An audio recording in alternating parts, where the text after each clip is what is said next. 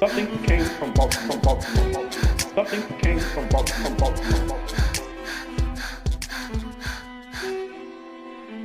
Something came from Baltimore. Something came from Baltimore. Welcome to Something Came From Baltimore, a show about jazz, blues, and R&B. It's musical variety. Today, I have the honor of chatting with British royalty, kinda. It's Jacqui Dankworth. She's an MBE recipient from 1999, daughter of the legendary jazz and pop star Dame Cleo Lane and the father musician also John Dankworth. I am so proud of myself that I did not ask one question about Cleo Lane while I really wanted to. Instead, we chatted about relationships, Jacqui Dankworth's latest musical Indecent Proposal. We dig in deep and review her latest recording called Rocking Horse Road. It was released January 28th, 2022. It's 17 wonderful tracks performed with the Brodsky Quartet. Before we get into the interview, don't forget to subscribe to the podcast and forward to your friends who like variety in their music just like you. We want you all to be a part of that Be More Music scene. Now, let's listen to the final track on the album. It's Sting's recording, Fragile. Perhaps this final act was meant to clinch a lifetime's argument. Nothing comes from violence, nothing ever could. For all those born beneath an angry stone, lest we forget how fragile we are. On and on the rain will fall like tears from a star, like tears from a star. On and on the rain will say how fragile we are, how fragile we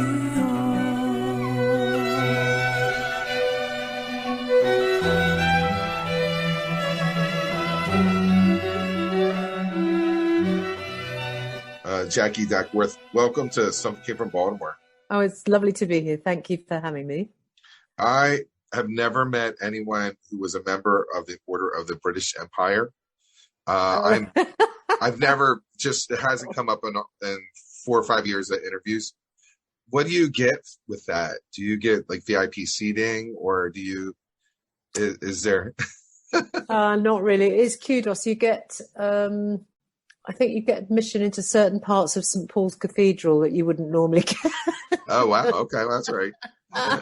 But I don't think I think it's mainly just that you get the letters by your name. And so, you know, it's nice, I guess, if you're writing someone a posh letter, then it helps to have that by your name.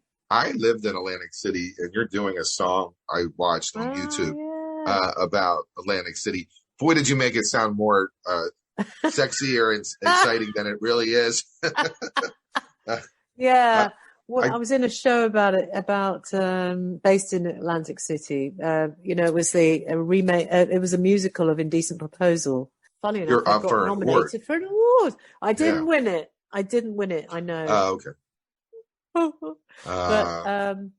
But it was very nice to be nominated because it was the first bit of acting I've done in quite a while, actually. So it was fun and a real character part, you know, and two really good songs. So I'm glad I did it. We're going to play Atlantic City, just a segment of it during this conversation. So we won't talk about how bad the reviews were. Yeah. Oh no, don't talk about. Well, they were unkind because I think that the actual the cast are absolutely brilliant. I mean, jaw-droppingly brilliant, but they just didn't like the show, you know. Yeah. So what can you do? Nothing you can do.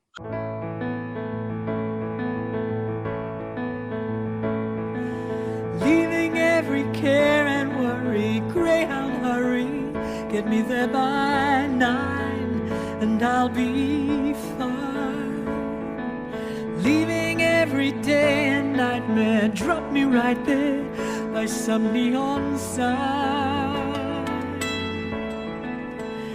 Is the going good?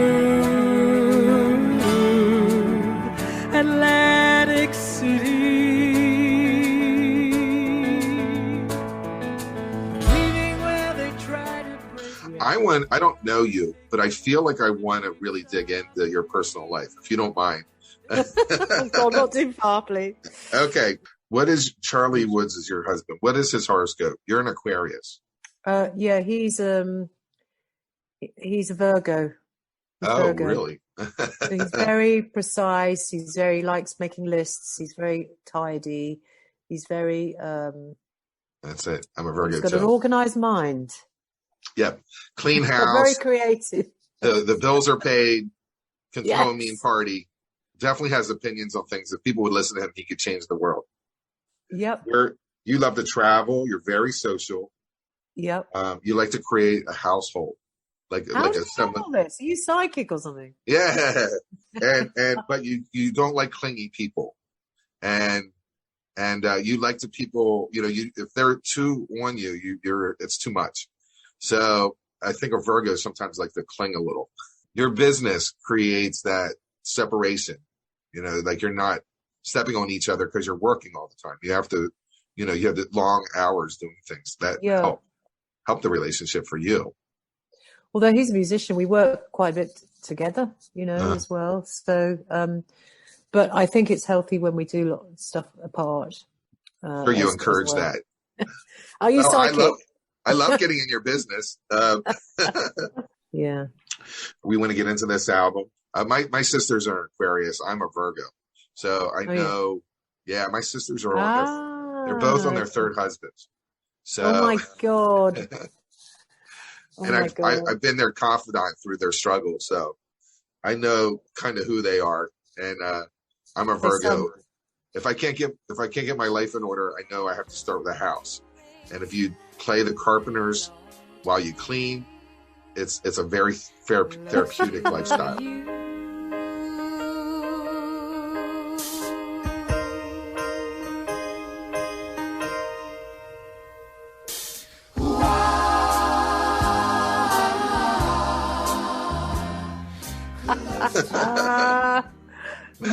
Well, my father was Virgo as well, you see, so... Oh, you're used to it. I'm used to it. They're very creative people, but they like everything in order. Yeah. Yeah. Yeah, it's hard for them to kind of break that cycle.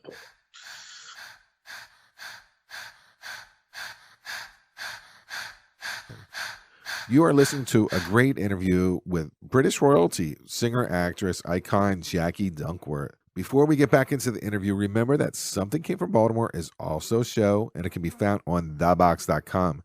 The link is in the show notes. Now, let's get back into the show.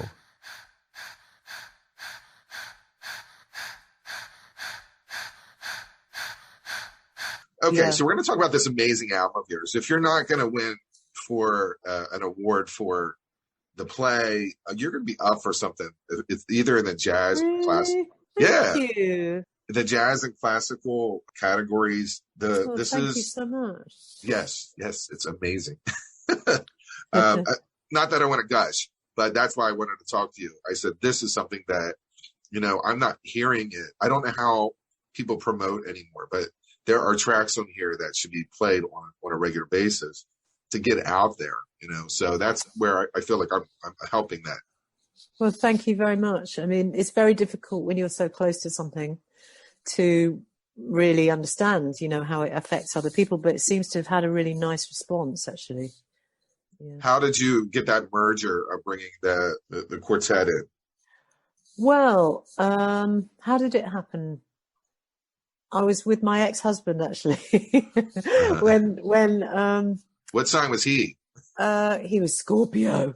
Oh, yeah, same sign as my mother. That is weird. No, ex-husband, Scorpio, present husband, Virgo. Yeah. Virgo. My mum's Scorpio, and my dad was Virgo. Isn't that bizarre? I've never even thought of that before. Bloody hell. Scorpios, you cross them once, you never hear the end of it. Well, that's true, actually. Are you into dogs? I got cats. Oh, yeah. I don't.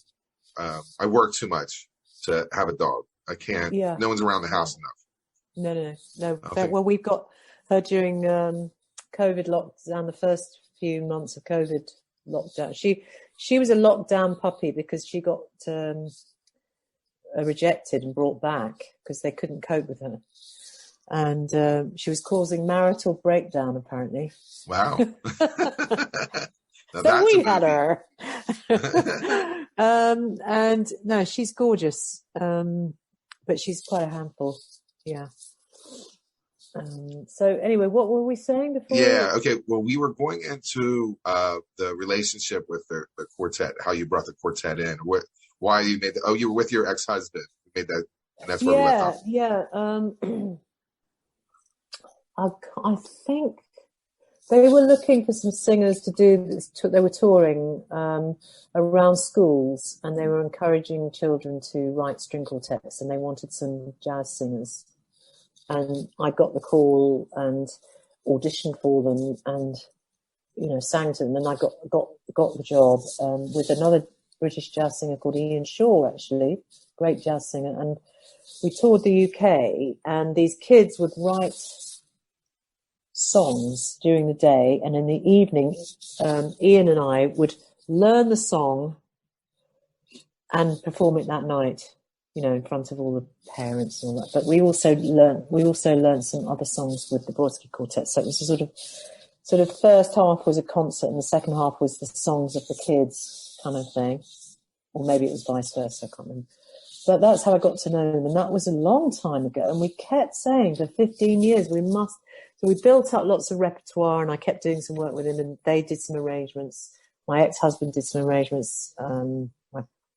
My husband now did some arrangements for it. It's been a long relationship, and Paul Cassidy, the viola player, he said, we really should record, and we've got this deal with Chandos. Would you like to be one of our records? So I think they had a 6-album deal with Chandos. I said, well, yeah, I'd love to, So that's how it happened. But it's been a long time in the making. So that material is stuff that we did, over the years, really. And then a few new things that we put in. It's interesting, the variety of artists. I think that keeps it fresh and current. I just was listening to the Bjork song, Play Dead. Yeah. Wow, this is such a great song for your interpretation. Oh, yeah. Yeah. Well, thank you. It goes down well live, that one, actually. People like that. Play Dead is the second single of the Bjork album called Debut. Let's listen to the original before we get into Jacqui's version.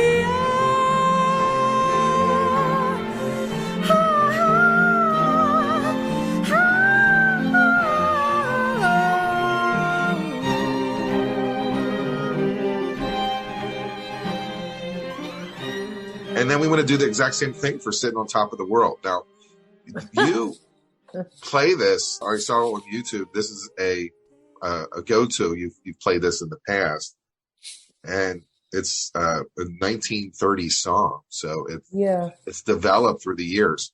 Yeah, I used to put it in my own show just because it's it always goes down great, and it's sort of. I do it as an encore, just come back and sing that. And Sitting on Top of the World was originally released in 1930 by the Mississippi Sheiks.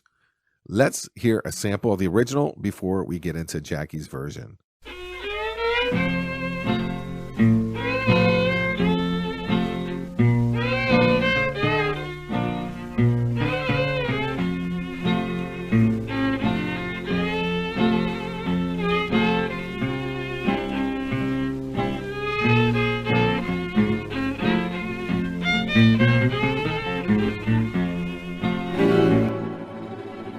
one summer day, he went away, yes he did now. He went and left me. Oh, he's gone to stay. But now he's gone. Well, I don't worry, no, because I'm sitting on top of the world, going down the freight yard. Shall I compare thee to a summer's day? Is blissful. Is there a little more info on that one? Because we're going to play a sample of that. Only that it was a setting by my ex-husband Harvey Bruff, and you know he is a wonderful musician, and he's set this beautiful version of it. There's not much more to say about that. I think he was just why he was inspired to do that. I don't know. Shall I compare thee to a summer's day?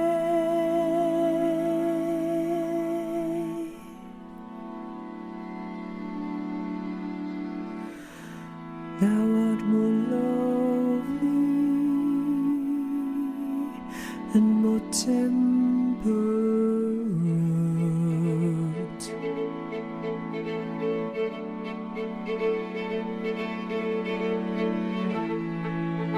Rough winds do shake the darling buds of May, and summer's lease hath all too short a date. Sometime too hot the eye of heaven shines, and often is his gold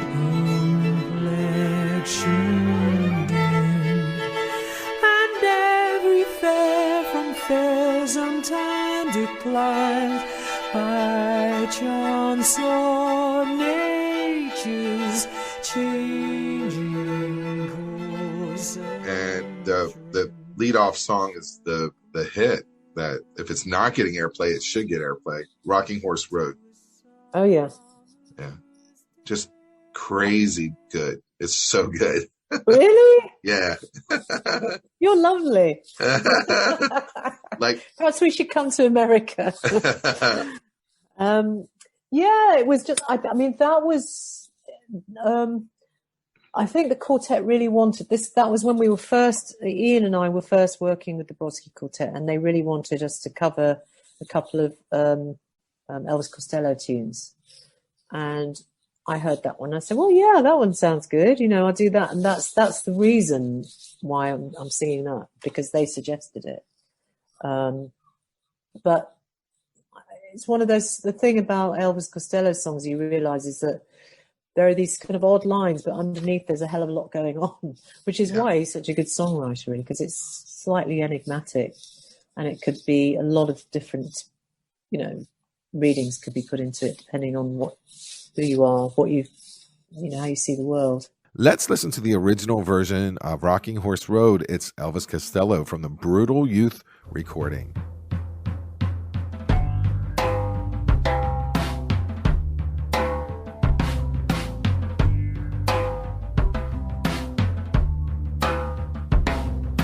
Chains from the bridle and the reins fell from my hands.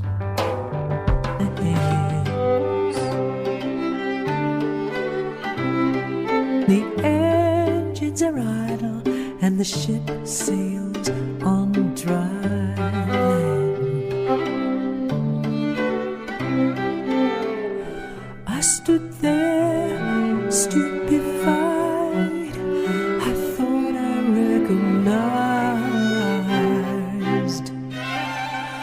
Walking down Rocking Horse Road,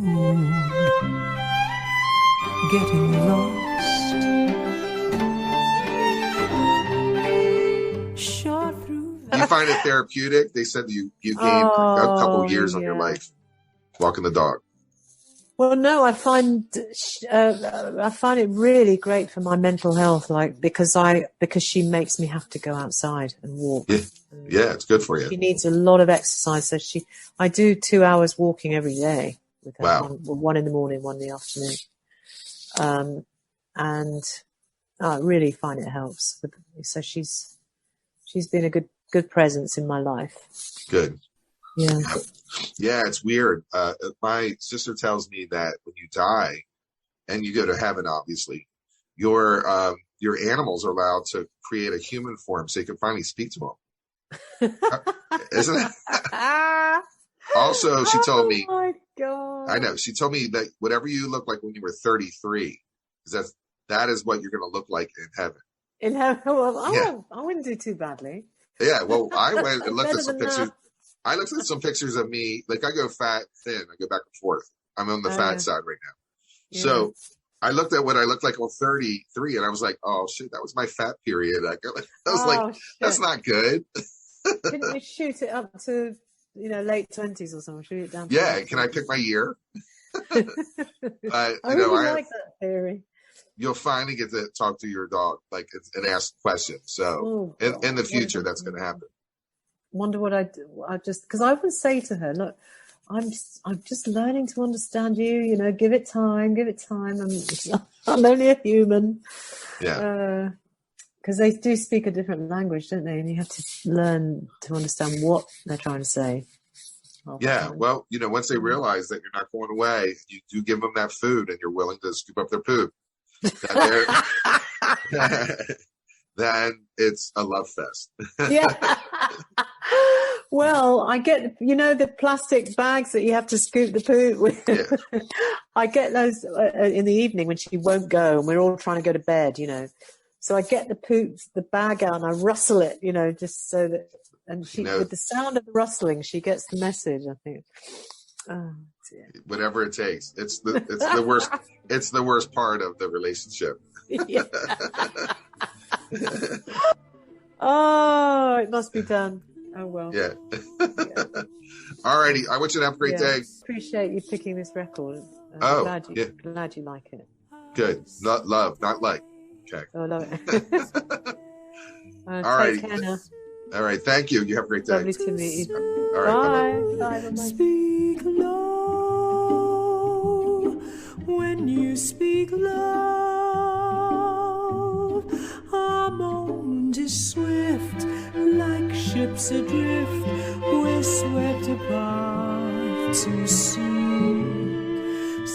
I hope you enjoyed the interview today with Jacqui Dankworth. Let's check back next year to see how many Grammys that she's up for this album, Rocking Horse Road. Check out the show notes. We have Patreon, email, and a listing of show hosts and info on the sister podcast, The Beatles Come To America. It's Baltimore. We want you all to be a part of that Be More Music scene. The show's over. Have a beautiful day.